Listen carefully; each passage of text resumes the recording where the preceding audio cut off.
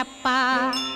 அன்பில் உறையும் அருட்குருநாதரே தான் ஸ்கந்தாசிரமத்தில் ஸ்கந்த குருவானான் கான்.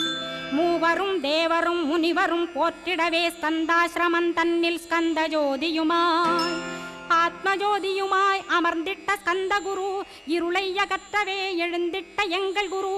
எல்லை இல்லாத உன் இறைவழி காட்டிடுவாய், முக்தியை தந்திடுவாய் மூவரும் போற்றிடவே.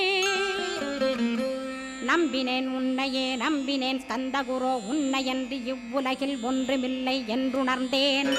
நன்கறிந்து கொண்டேன் நானும் உனதருளால் விட்டிட மாட்டேன் கந்தா வீடதருள் வீரே.